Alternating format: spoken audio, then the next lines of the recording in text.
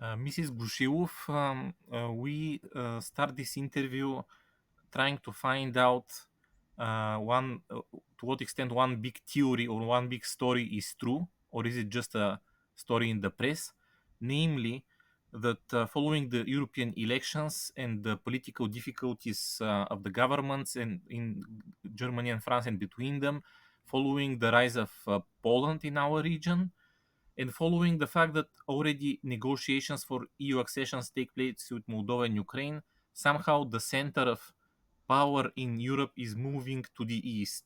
To what extent do you think, from your experience, this is really taking place, or is it just one media theory? Well, definitely there are many interesting things, and the most relevant, almost most of the relevant things that have been happening in the past 2 years have been happening in the eastern part of Europe.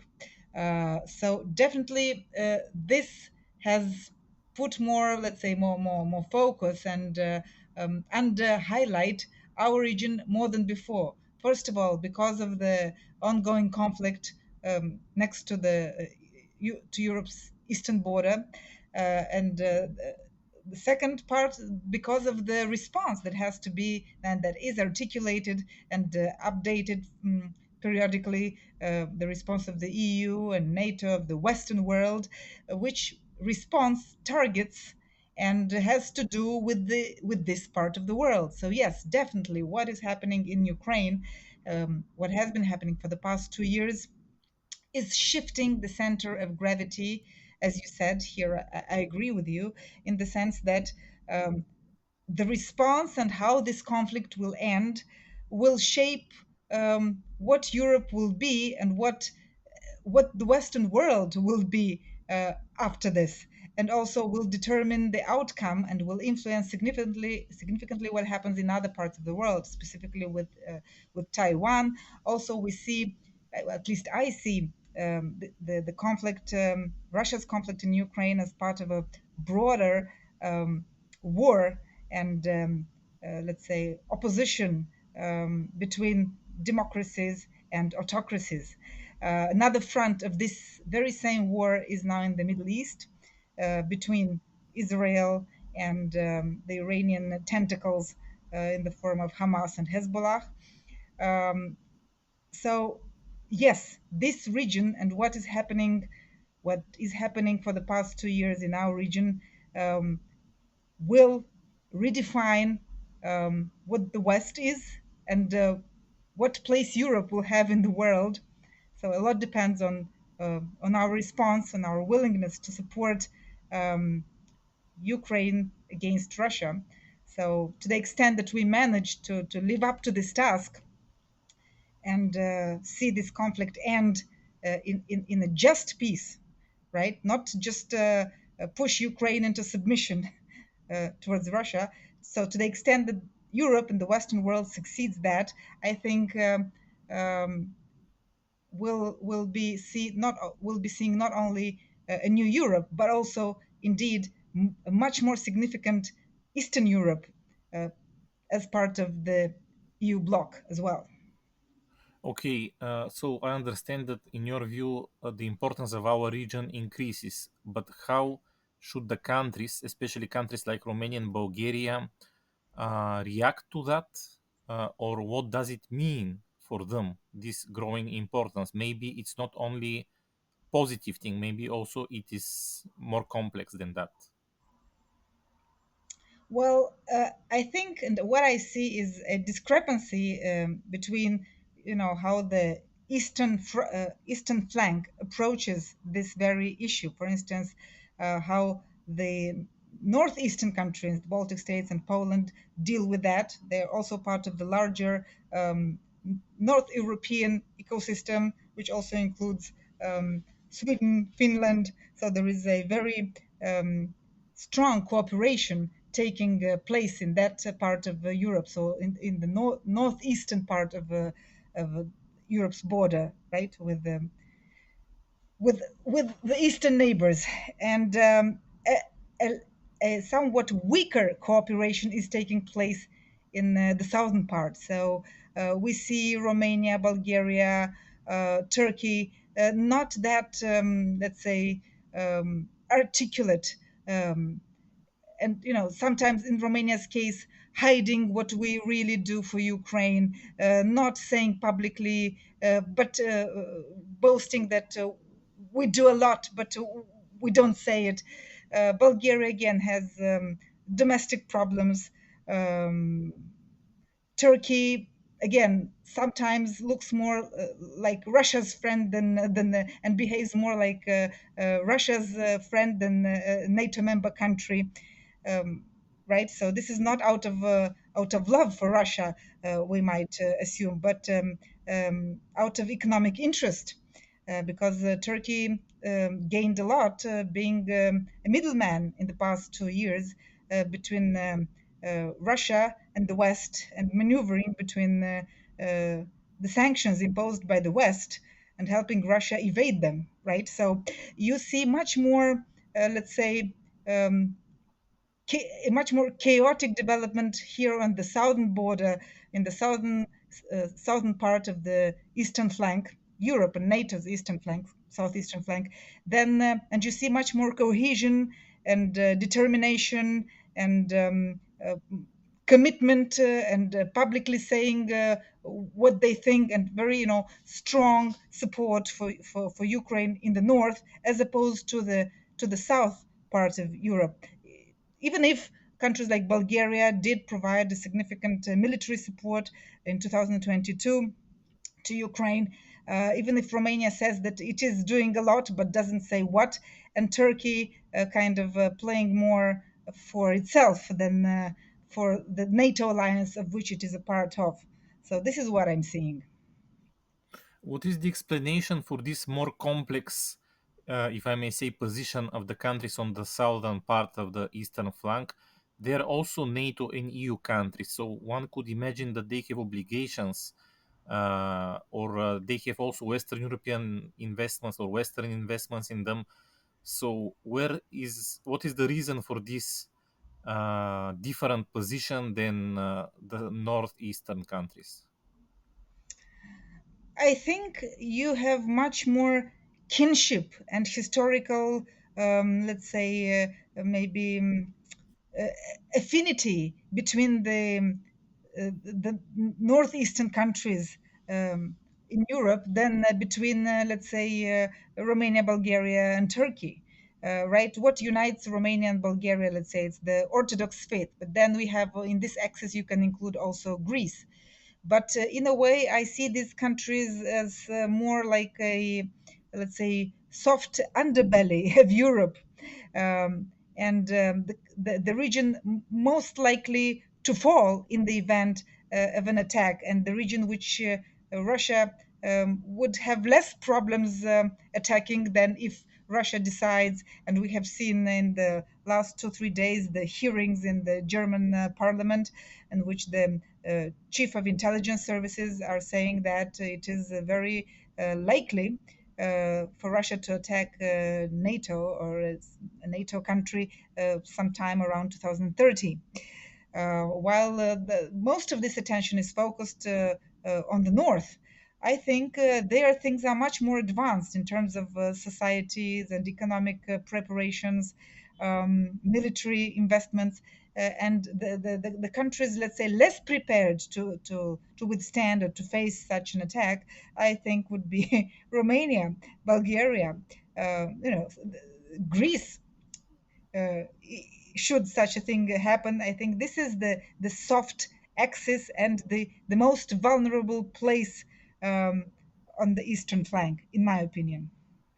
Okay, in this situation, which you just described with differences between north and south on the eastern flank, um, to what extent the idea for greater regional cooperation, also between north and south on the eastern flank of NATO and part of Europe, to what extent does it make sense? And do you see any push into that direction? I think cooperation is always better. Um, than competition, especially if you talk about EU member countries among themselves or NATO member countries.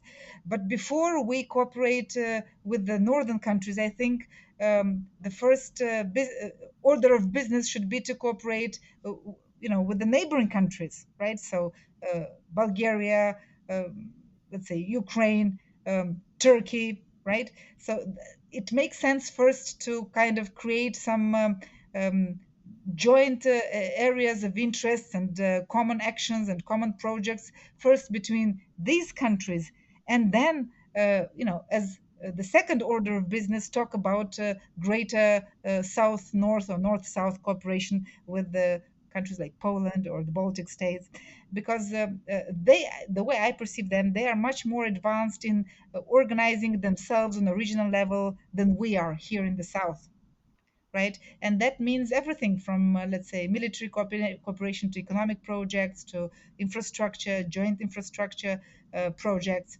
That means going ahead and making all the investments with all the available money which currently we have for our region. I'm speaking and I'm thinking specifically about Romania, because after 2027, this stream of money will dry up.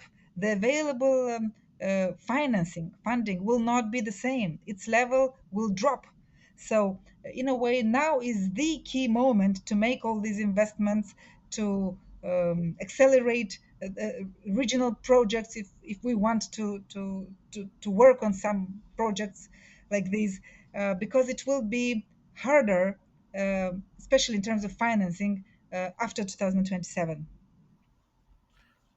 If we take Bulgaria and Romania and their cooperation, it can be seen that it goes well in the domains of defense and security. Perhaps that is explained easy to explain because not only of the war in Ukraine, but also that these are domains in which our partners have a stake and probably facilitate a better trust between the two nations or the allies of the two nations.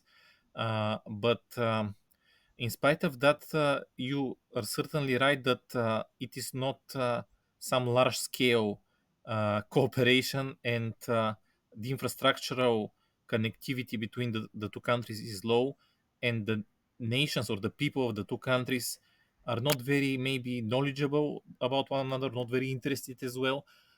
So I wonder if you say that the path forward is not cooperation throughout the region or greater integration throughout the region, but maybe to look up to your neighbors who can be, let's say, the agent of change, which could be either the social class or the group of the interest, let's say, which can really bring our region, the southern part of the eastern flank, together.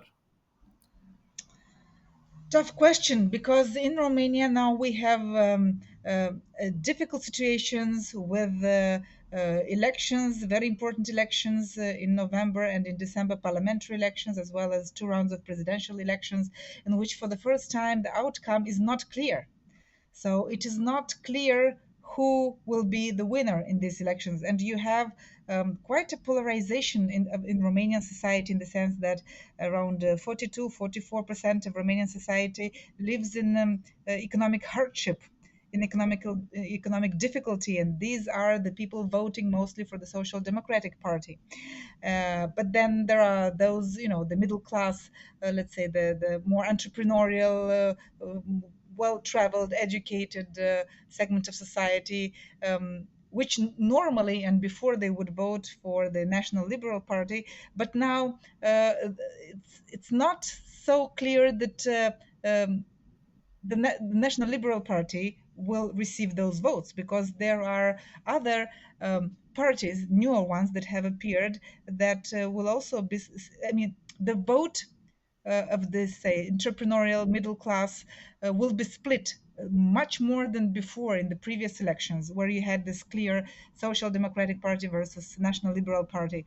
But now there's also the Union to Save Romania party. There is this new party called Reper. Then there is a new party called Sense. We have, in terms of presidential elections, independent candidates. when we haven't seen that many independent candidates in the previous elections, or they were not credited of having any real chance. But now, at least one of them, of these independents, and not one, at least two, have real chance, and they will draw a significant part of the vote. Yeah, one of them, let's say, is Mircea Joană, who is running as an independent, although he was previously the head of the Social Democratic Party. And then you have George Simion, the head of the AUR alliance, who also might receive somewhere between 20 and 25% of the vote. So that's not little. I mean, that's significant. So we have newcomers that change the arithmetic of the vote in these upcoming elections. So things in Romania are not so clear cut, because you have, let's say, to put it simplistically, if we divide Romanian society, we have the haves, or let's say the more educated, the more entrepreneurial people who are Western minded. They appreciate the opportunities brought by Romania's EU membership. And, this is somewhere between like 50, 55, 56% of society. And then you have the have nots. I mean, the people who were really left behind, because even if you look at Romania's economic growth, yes, our GDP has grown impressively since we joined the EU, but this economic growth was not spread, let's say, I mean, spread evenly among the different, let's say, social classes and segments of society, in the sense that Romania persists having huge inequalities. I mean, regions that are very well off, where you have economic development, where you have growth, let's say Bucharest, right, where you produce 25%. So one quarter of Romania's GDP is produced in Bucharest. And then you have some of the most poor regions in the EU, let's say in the eastern part of Romania, so the Romanian Moldova region, the one that's part of the Romania, uh, where you have such poverty that you can't believe that these countries or some of those people live in those conditions in a EU member country. So the disparities are quite big, to the extent that we say that you can travel maybe 20 or 30 kilometers and you can, visit different centuries, right? So there are people living 30 kilometers apart, but they live in different worlds. Some live, in the more developed infrastructure of the cities, and others in dirt, poverty. So it's not easy to answer your question, because who can influence, politics? And I say that, the future and the outcome is written by many hands. It's not one voice alone or one person alone that influences what the future will look like, but it's the interaction of various factors, of different interest groups, of all these different social classes that are represented by different political parties. And for the first time, we don't know for sure who will win and how the government of Romania will look like, starting with 2025. Okay, so I understand that our countries have a lot of social and other problems, and also political and others. But it was curious for me that you were thinking, when I was asking who can do the change, let's say, you were thinking exclusively in terms of who holds power in society. Now, I know it's very naive to say it or ask about it, but in a democracy, aren't the people or the citizens those who can maybe do something? Could we think of citizens of our region as agent of change? Do citizens have the resources or the will or the experience to have agency of their own in this situation now, when there is also war in Ukraine?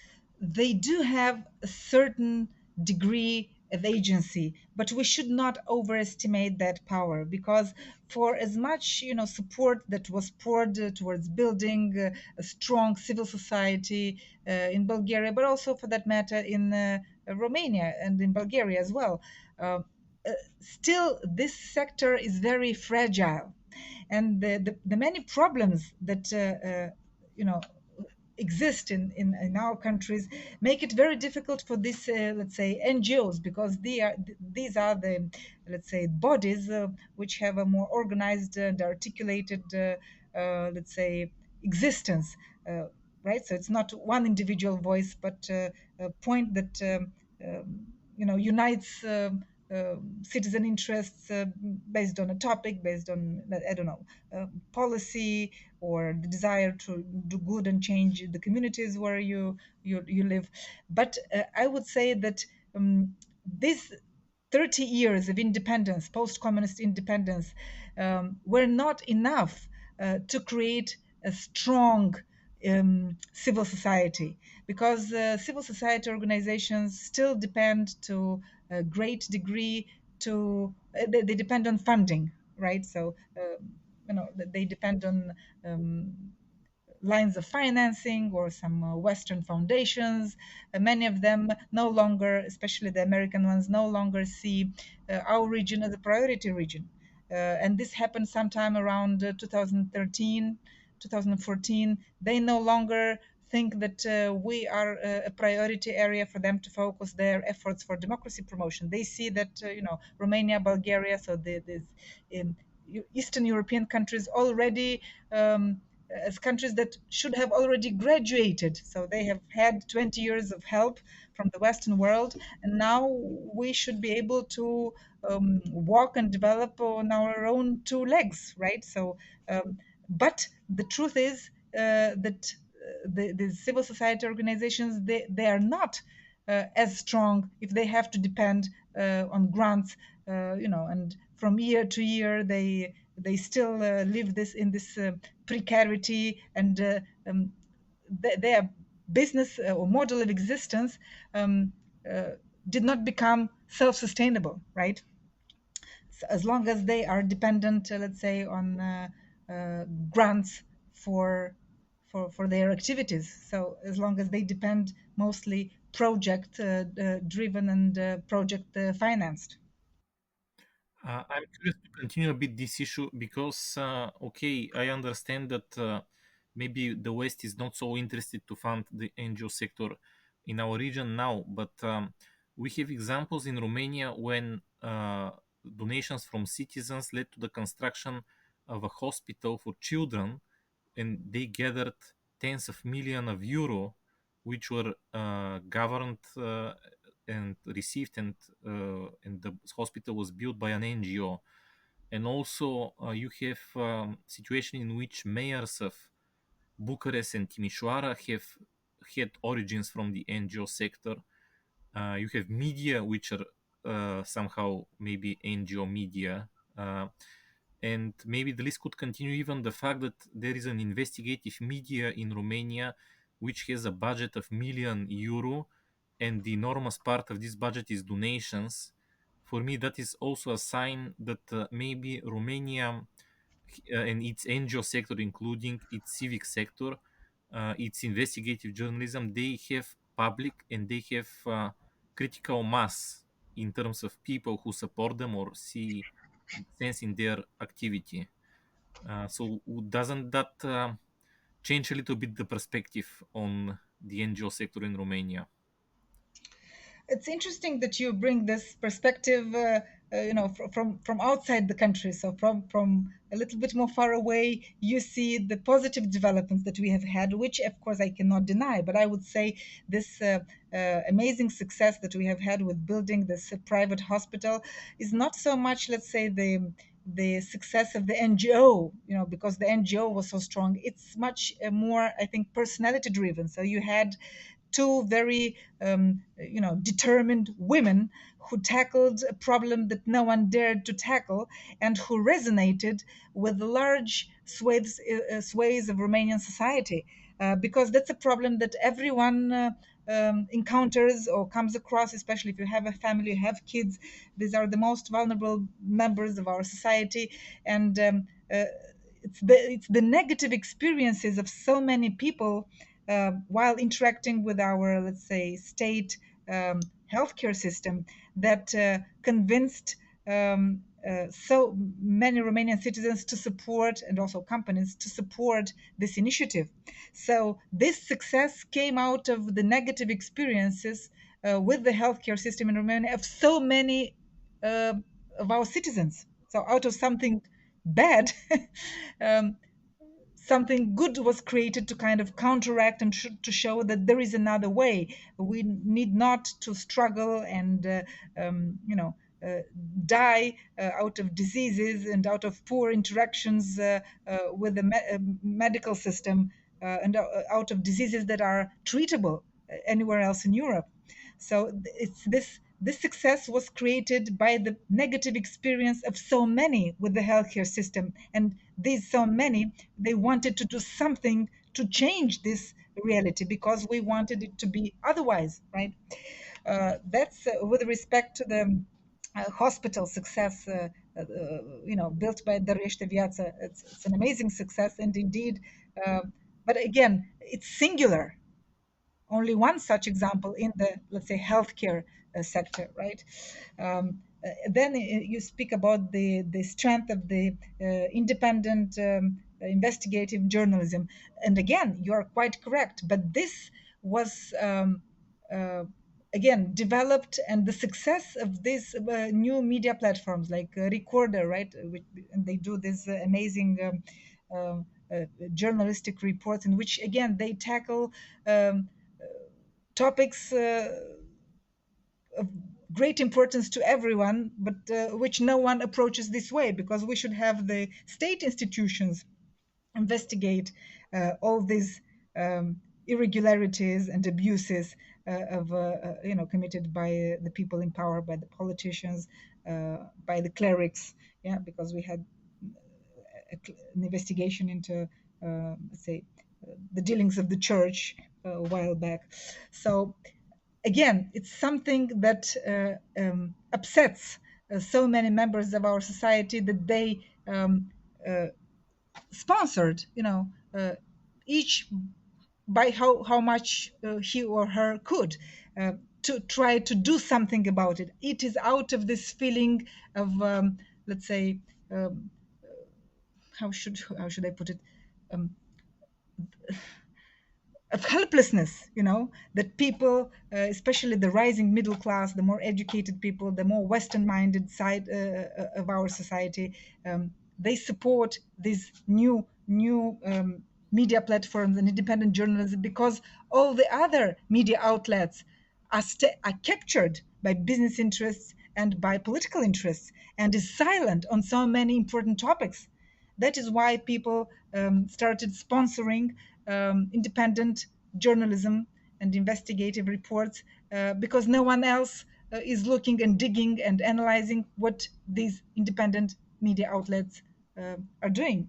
So it is also, again, out of a very bad experience, out of the you know, a lack of confidence, and not unjustified in the let's say, the classic media landscape, which remains silent on topics which affect us all, right? So this again is the success of the, or one of the reasons that explains the success of these independent media platforms and investigative journalists that we have seen in the past 5, 6, 7 years.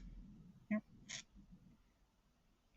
Okay, I can continue the list given that I really, from the outside, see something which maybe is not present in other countries in the region.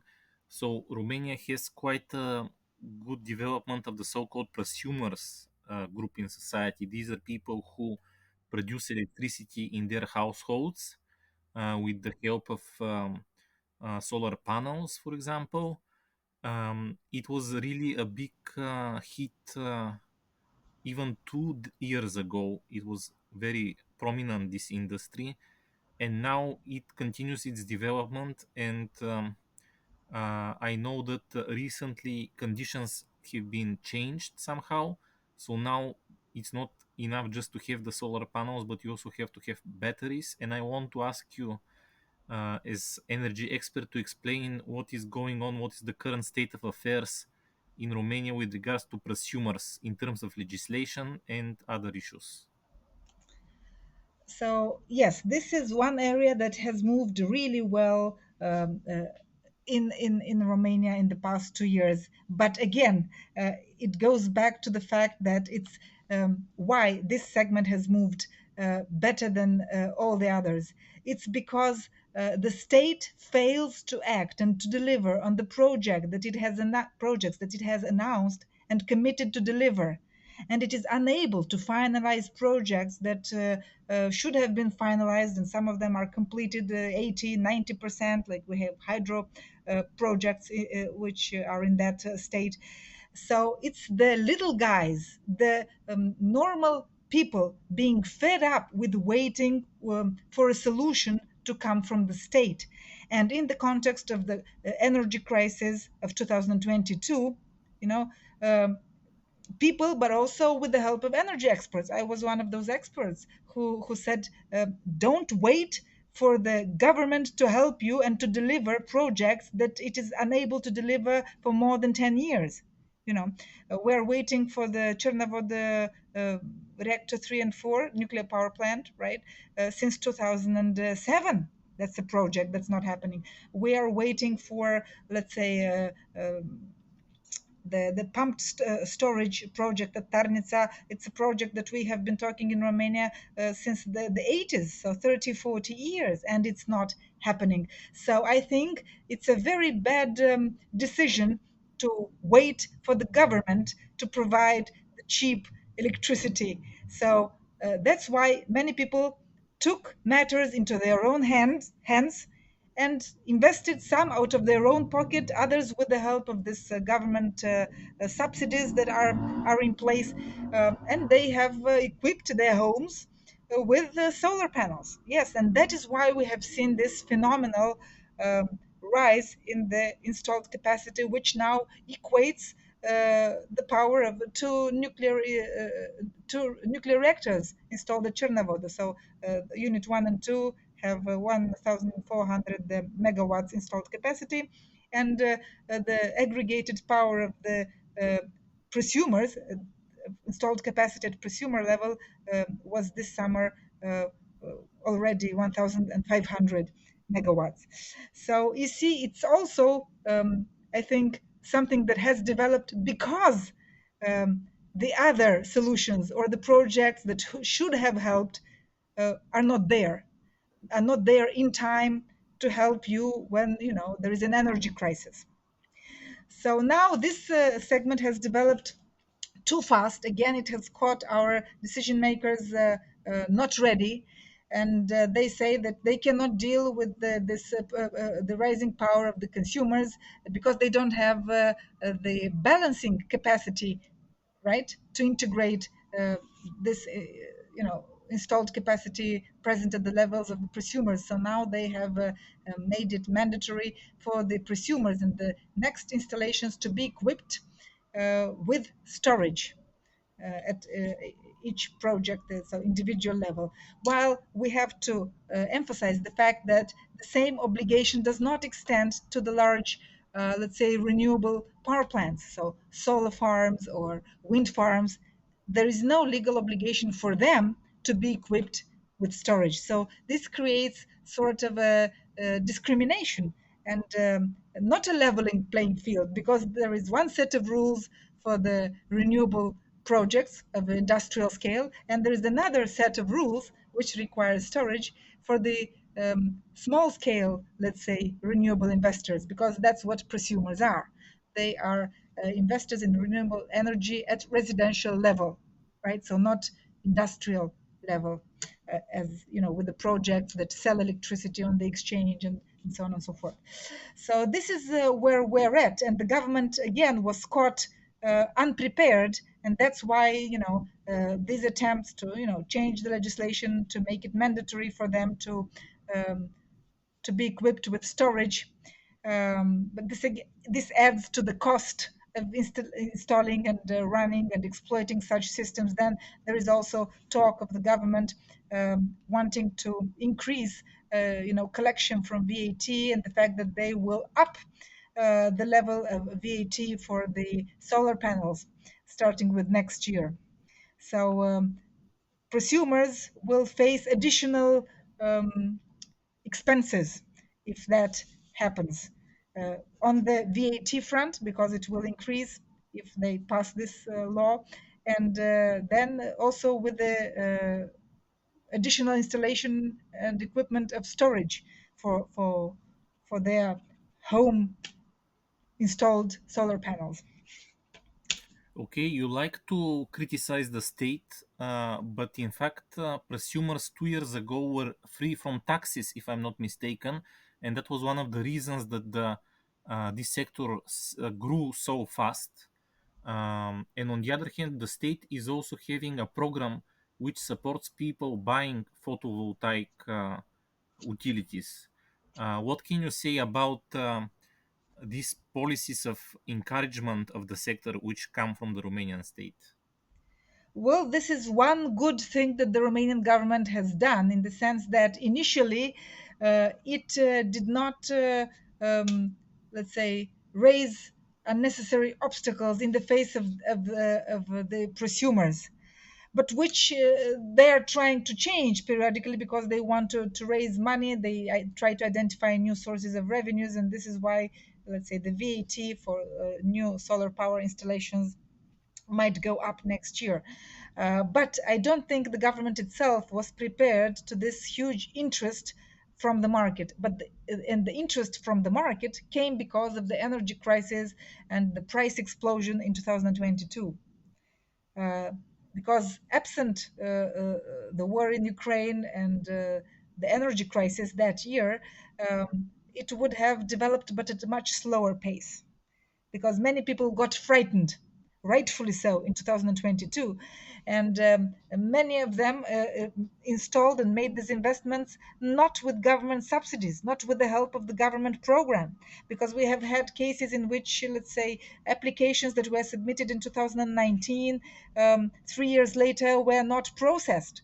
So the government, yes, offers subsidies, but on the other hand, moves very slowly with processing these applications. So there were people who waited for 3.5 years for their dossiers, files to be approved in order to make the investment and to equip their homes with solar panels. So much of this, let's say, explosion in the segment of the prosumers is due to the middle class, the people who had themselves the means to invest in such specifically solar power installations, because the prosumer phenomenon in Romania is 90%, more than 90%, driven by solar panels. So not micro wind installations or biomass or see, so installations. It's solar panels, so it's PV. Okay, if we speak more about the state and its energy policy, there were recent statements by the energy minister, Mr. Burduja, who complained that the electricity price has been very high in our region in the last months, while in Western Europe, and in fact in whole of Europe until Austria, maybe it tends to be much lower. And he also said, if I'm not mistaken, that some actions would be looked forward even at European level because it's a common interest of Bulgaria, Greece, Romania, etc. Uh, what do you know about this? What can be done in this case, and what will be done in your view, so that prices of energy somehow become normal? Well, I think the problem that was exposed and with which we have struggled this summer and might struggle again this upcoming winter, so the fact that we have seen higher prices in this part of Europe, southeastern Europe, as opposed to the more normal prices in northern Europe, western Europe, even let's say central northern Europe, so Poland, Baltic states, indicates that, let's say, this part of Europe, southeastern Europe, Romania, Bulgaria, Greece, are the countries which are, let's say, are the weakest link in Europe's energy market, integrated energy market, right? So these are the countries that have delayed the reforms. These are the countries that have planned investments that did not materialize. So it's not only because our minister wants to put this on Ukraine and say, oh, we have higher prices because of the war in Ukraine, and that's why we see these higher prices. But then there are other neighbors of Ukraine, Hungary, Poland, Slovakia, right, which did not experience so high energy prices. So again, this leads me to the conclusion that these higher energy prices are the result of these three countries' failure to make the necessary investments uh, at on time, right? Because we are talking about Chernobyl 3 and 4. So two reactors which would have added 1,400 megawatts to the existing installed capacity in Romania, which would have been of great help in this whole situation, which could have covered Moldova's entire, let's say, energy consumption, which could have provided electricity to Ukraine or could have covered the peak demand in Romania during the summer. So our societies, our economies are evolving and are moving towards greater electrification. We use more electricity, due to all the devices that we use. Specifically, if we see heat waves like we have seen in Romania this summer, temperatures rising above 40 degrees Celsius, right? Something unseen in this part of the world. People will use more, the air conditioning devices. In Bulgaria, I know during winter people use air conditioning devices, but on the heat function to warm their homes. So in Bulgaria, the ACs are used for heating homes during winter.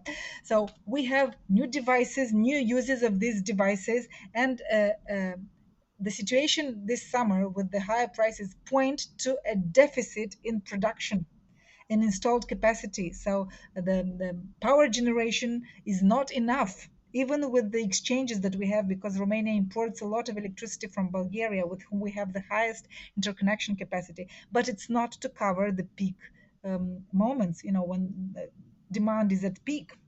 So this again points to domestic failure to deliver on, let's say, projects such as the natural gas-fired power plant at Mintia, which they started and which should have been completed in 2020, and we are now in 2024. And the minister tells us that we should wait a little bit more, and it will be ready and put in operation by the end of this year, by the beginning of next year. We have been hearing this for 4 years. The nuclear power projects at Chernobyl, I mean the reactor 3 and 4, are not moving ahead. And we cannot have a date, or we cannot believe that the date that they have in mind or that they propose, for the fact that we'll have unit 3 by 2023 2030, we cannot trust it, because they've been saying that since 2007. So that's why I'm saying, and imagine what the situation would have been like without the prosumers, which have added 1,500 megawatts of new installed capacity at individual level, so residential level mostly in Romania, right? So again, it's the failure of the state to finalize the projects that it has in works for years. Some of them, should have been already operational, and they are not. So before criticizing the European energy model or energy market, I would look at what these countries should have done and didn't do. And the fault lies first and foremost at the domestic level. Only after you can show the European partners and to Brussels that you have done everything you could do, you have invested, you have reformed, you have implemented all the reforms, then you can go and ask Brussels, give us more money because we need more interconnection capacity, or we want to build an additional line between this country and that country, or we need, because Brussels has allowed subsidies. Romania has granted subsidies and is a country, one of the European countries that still grants subsidies at the consumption level. And the subsidy scheme did not last only for the most difficult period, 2022. It's valid in operation today. Romanians pay, industrial consumers, residential consumers, they pay a subsidized price for electricity and will continue to do so until April the 1st, 2025.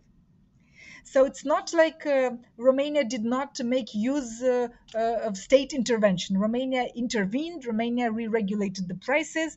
And if other European countries have dropped or have made this intervention short term for the duration of the crisis, and since they have gone back to, let's say, market prices, Romania have not did not go to the market prices, not yet. We're still under this subsidized regime. Okay, I want to ask you also about your evaluation of the ongoing just transition process in Romania. It has different components. One thing is that the closure of certain jobs related to mines and thermal power plants should be somehow linked to the opening of new jobs, also hopefully qualified for qualified workers. There is economic aspect, there is a social aspect, given that people who lose their job are expected to receive some funds, either for well-being or for requalification. And there is also aspect related to new technology, somehow to modernization of firms or production plants or other entities. So how do you appreciate the ongoing just transition in Romania now? How successful is it, or how much problems it faces? Well, Romania embarked on this road unwillingly and late. Again, Romania, Bulgaria, Greece are the countries that have resisted coal phase out and have, dragged this as long as they could until they couldn't. So then they embraced this path unwillingly, closing, let's say, coal-fired power plants. And the EU has been generous. There is a lot of money to be spent. Again, Romania was late, a late starter in accessing this money, and I would have to look myself in order to be able to provide you with a more detailed reply on how are the programs under the Just Transition Fund going. But what I can tell you, the start in Romania was late. So Poland was much more ahead of us, let's say, at the level of 2020 in accessing this money, um, uh, drafting the strategies, bringing together the stakeholders, and identifying what it is that they want to do for the region. So Romania was behind Poland in this aspect as well. In terms of social aspect, well, the social aspect is manipulated in Romania by the politicians, including the Minister Burduja himself, who, instead of telling the truth to the people in those, let's say, coal dependent regions, that this is a thing of the past, it will be closed down.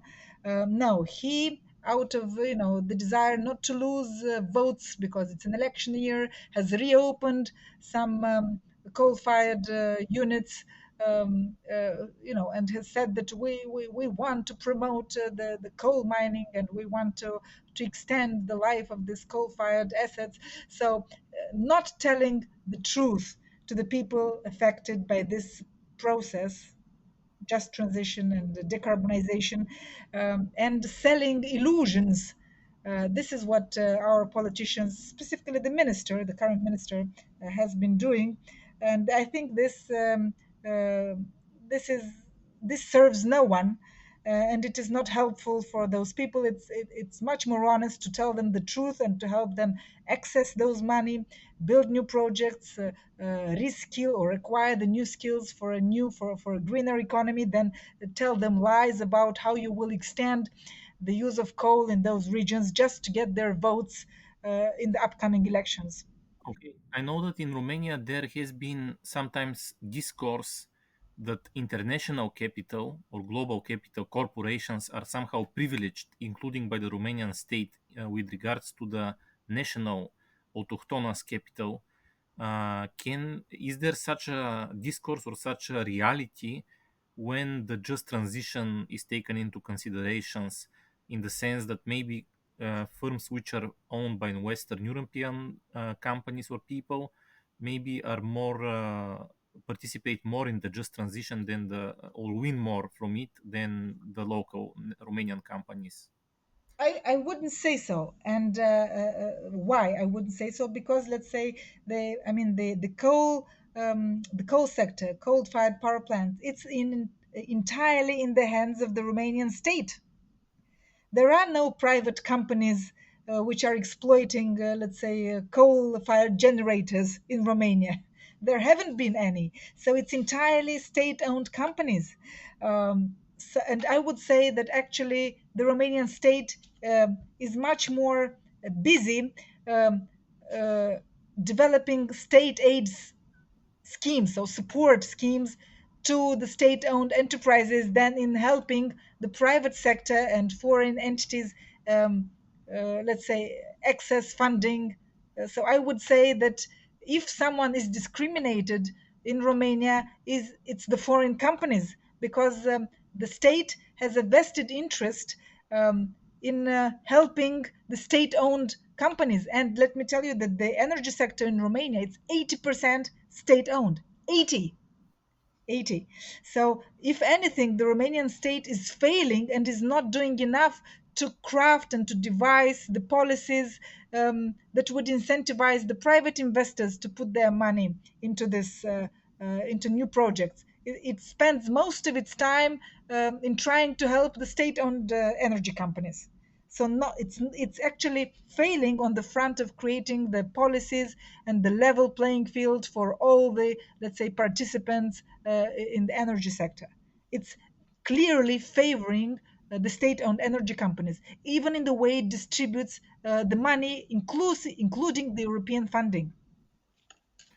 Talking about state companies in energy, Hidroelectrica has been a very big company, and it was launched some time ago at the stock exchange of Bucharest, and it is said to have contributed significantly to the rise of the volume, and maybe also attracting some capitals with regards to the rising volume of exchange on that bourse.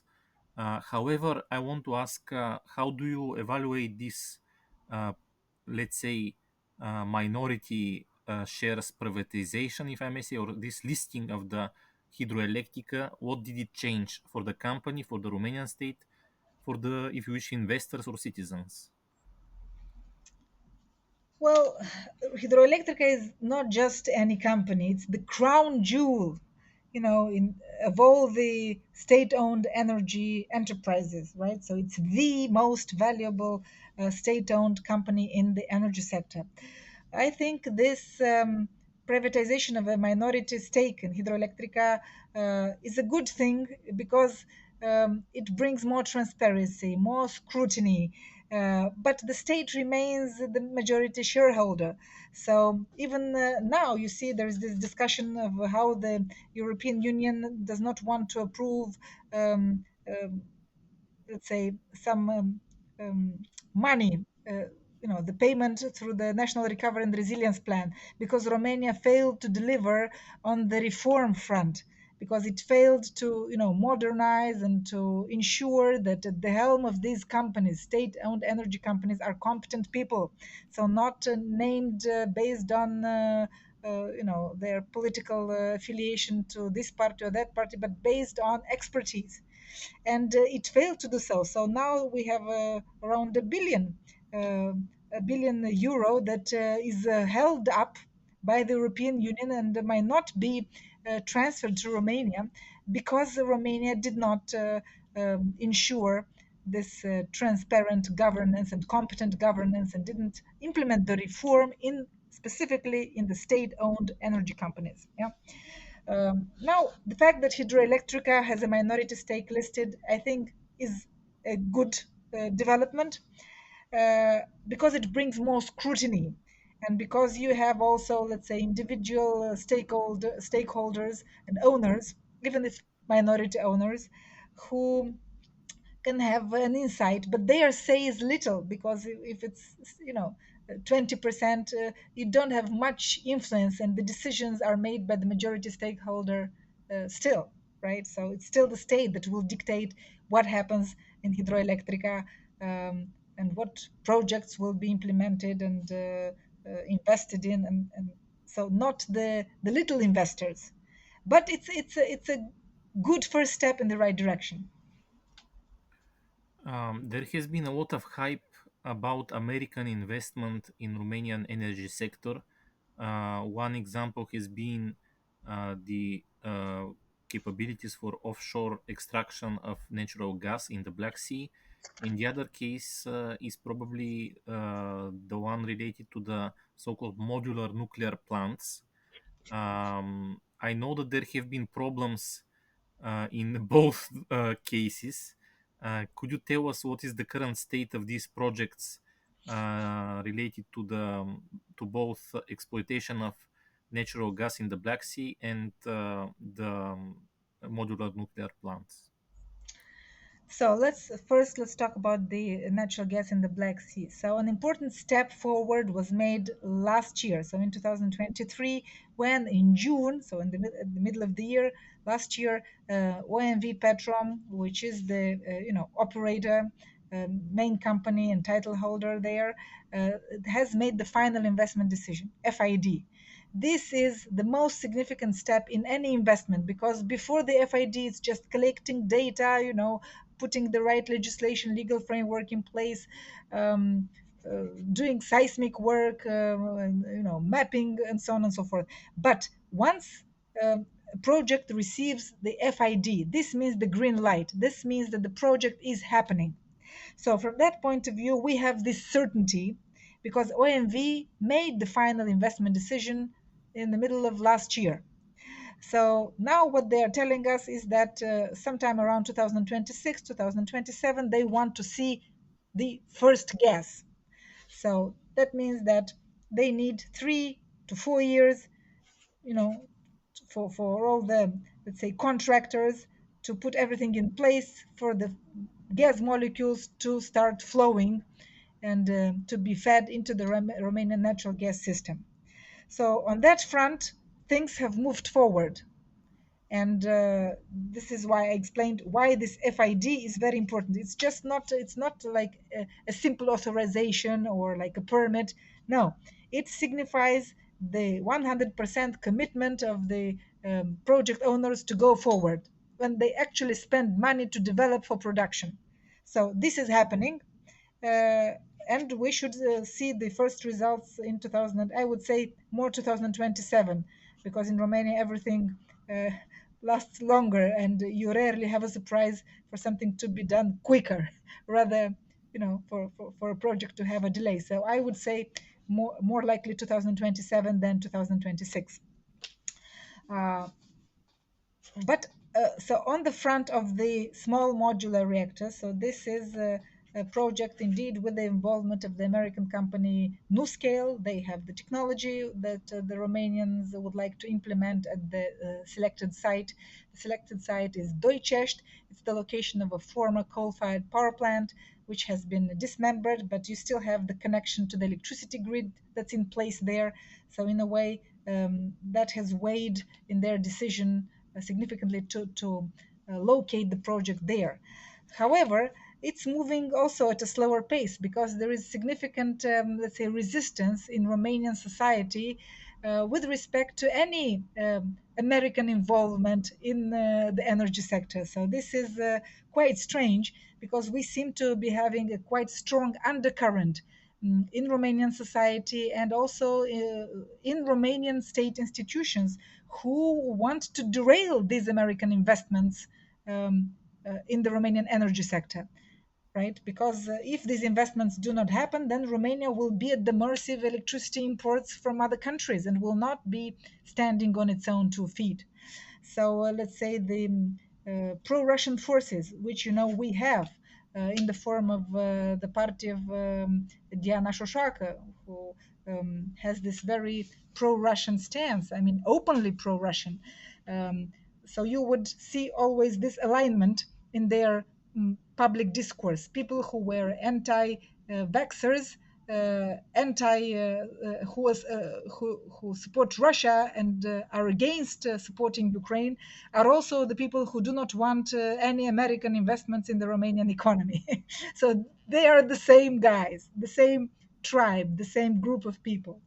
Yeah, but let's say the more progressive part of Romanian society does want to see American investments in Romania take place.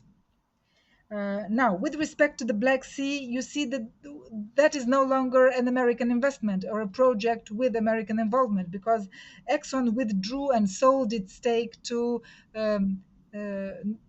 state-owned Romgaz, which is a national company, state-owned, right? So even in the case of the Black Sea natural gas project, Neptune Deep, we no longer talk about an American investment. It ended once the ownership was transferred to Romgaz. Now we'll see if Romania is able to see this SMR, small modular reactor plant at Doicești, come to fruition and materialize it, or this will be another derailed American investment and subsequently Russian win in Romania's economy, in the sense that an American investment not made. I hope they will succeed with this project. But there is a track record, significant track record, that we cannot neglect of American investments, like Chevron with shale gas, like Exxon with the Neptune Deep in the Black Sea, natural gas, offshore natural gas, which make me very cautious. So I'm cautiously optimistic, and I would like to see this project come to life. But Romania is an unpredictable country, so anything can happen. Since the beginning of October, there is an LNG terminal in Alexandroupolis, Greece, which is connected to Bulgaria, and from Bulgaria it can, via Bulgaria, it can reach the natural gas can reach Romania, Moldova, Ukraine, Hungary, Slovakia, etc. At the same time, it is expected that after the end of this year, the last Russian natural gas which transits Ukraine no longer does it. So, can you somehow make a prognosis how the natural gas map of the region, especially southeastern Europe, will look like in the near future?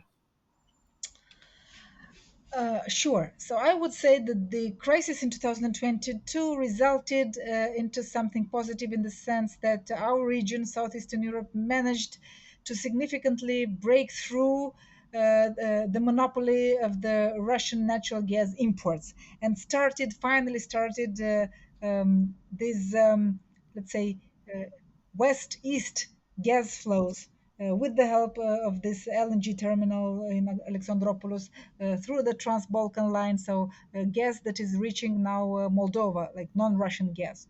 So this is a positive development. However, some residual gas transit through Ukraine remains in place. And this agreement that governs this transit of gas, Russian gas through Ukraine, will end. I mean, it covers only until the end of this year. The expectation normally would be for this transit to stop. And the Ukrainian side has said that it has no intention to continue this transit. However, we have seen a willingness, on the other hand, it's a little bit strange for me and I don't understand it. So, a willingness from the side of Kiev to find alternative solutions, well, proposed usually by Hungary or Slovakia, who would like to continue this Ukrainian gas transit through Ukraine, and they have come up with this artificial trick. They say, okay, we'll take ownership of this gas, also as they did with the proposal for oil. We'll take the ownership of oil at the Ukrainian Belarusian border. So the gas that transits Ukraine is no longer Russian, but it belongs to us. I mean, it's Hungarian gas or it's Slovakian gas. This is a trick, an artifact. So it's like an artificial mechanism that they came up with in order to kind of circumvent the EU sanctions and the well, not the EU sanctions, because the sanctions apply only for oil, but not for gas. But this is a trick. It's like an invention that will allow them to continue receiving natural gas from Russia, but through Ukraine. Now, my personal opinion as an expert is that Ukraine should shut this natural gas transit through its territory. And I do not think, I mean, these are countries, Hungary and Slovakia, that do not support Ukraine anyway. They resist any support, financial or military, from. They resist it in both the EU and NATO. So I do not understand why Kiev is playing nice with two countries that do not want to help Ukraine either way. So they will lose nothing if they shut down this transit once and for all. Moreover, they have a legitimate argument, because we have war going on in their country, so it's a force majeure event. It's legitimate. And this, I mean, shutting down this natural gas transit through Ukraine would also deprive the pro-Russian and anti-Ukrainian lobby in Hungary and Slovakia of their main argument that, oh, no, no, no, we cannot help Ukraine because we depend on the Russian gas that goes through Ukraine. But if this gas stops flowing through Ukraine, this argument is gone. So, as an expert, I think it would serve Kiev's interests better if they stop, if they halt the transit of Russian gas through Ukraine at the end of December. Um, can we end with this more general question? It looks like there are American, Western European, and maybe Russian vision for the energy balances or development in the region.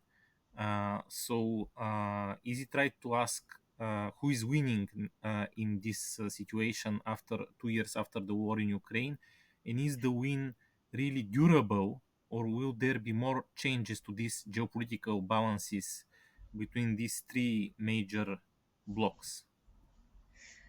I think the crisis of 2022 inflicted significant cracks in the Russian monopoly, energy monopoly of our region, and has managed to bring some successes, in the sense that it has moved Germany, who was very, linked to Russian gas. It has managed to move Germany away from dependency on Russian gas, and this is a big win for, let's say, the American and Western European influence. However, there are countries, smaller countries, that remain dependent, and this is a willing dependence that they choose.